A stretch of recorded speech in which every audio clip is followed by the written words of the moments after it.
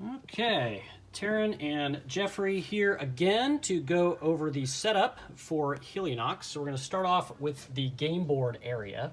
And as you can see, there's these kind of blank areas on each planet where we are going to put location cards. So we've got a set of location set 2 and 3 that you're going to be taking apart. You're not going to be using for this game. And then I've got location set 1 here that I will be placing out. Let's So, see. There's the one right so you there. can see the Earth icon where I'm placing it, Moon icon, Mars, Ceres, and Europa. Okay, and then, so that's just setting up those locations. So those are all now ready. And again, we're using the location set 1, as you can see there. And then kind of right next to the game board, we like to set up the market. So each one of these is a faction deck. So you flip over the top card of each deck, and this is the fleet market.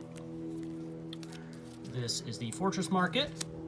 This is the biocom market, and this is the cyber sanctum market. We also have prime assets here available anytime in the market. Okay, and so I think that's about it. We covered these in the components area, so these are just the other components that you're going to be using that kind of go, somewhere in reach of all players. So next we have, that was the system setup kind of for all players that's available all the time. Now we're going to talk about the player setup. So we saw the player board before. We saw one already set up, but just note that you need to place some sort of marker on your credit track and your defense track, which is going to be tracked during the round and reset every round. You've got your different buildings we talked about. We're using these as key complexes for this playthrough and fuel terminals. We've got our ship available, which we'll be placing out, and we'll explain that in just a moment. We also have our starting deck, which we explained in the component, but you've got your 5 material assets, 2 sentinel prototypes, 1 sentinel, 1 server removal unit, and 1 prime asset, and those are all going to get shuffled and placed to one side of your player board for you to draw on your first turn. And then this is the other thing that's important that we haven't talked about too much yet. We didn't show you the architects.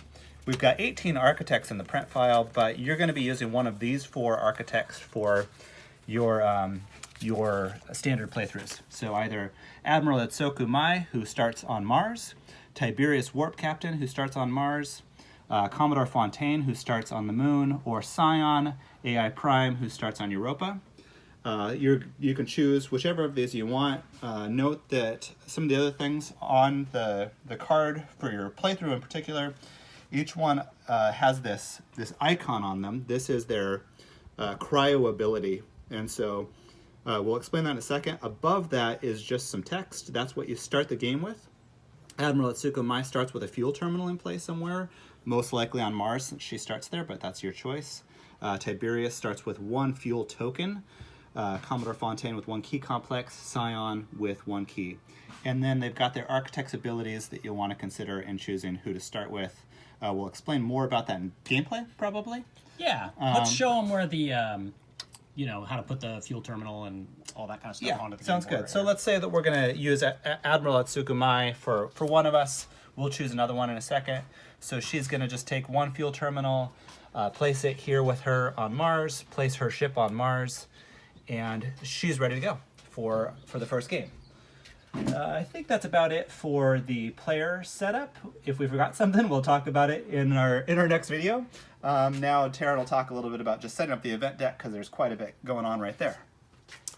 Okay, so as you can see, this is the event deck, and the first thing that you're going to want to do, again in the print file, you're going to want to take out a few of the events. So you can see these are some extra catastrophic events which you're going to take out.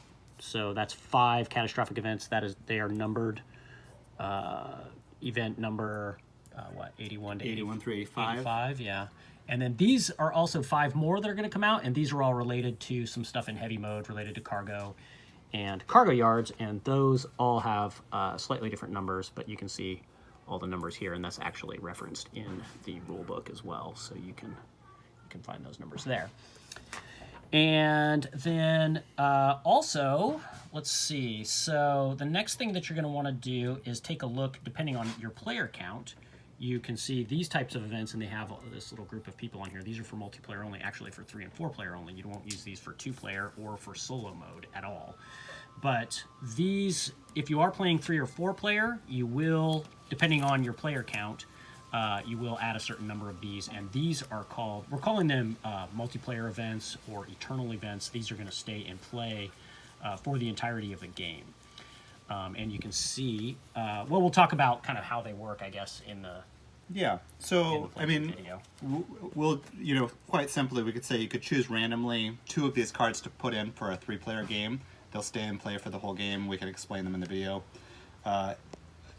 4 randomly for a 4-player, and none for solo or 2-player. We'll be playing a 2-player game today. Yep. And so I'm just shuffling all of the remaining events once we remove the cargo yards that are not catastrophic or multiplayer events in order for us to build our event deck. And again, the number of events that you're going to use for player count, whether you're playing solo or multiplayer, is referenced in the rules.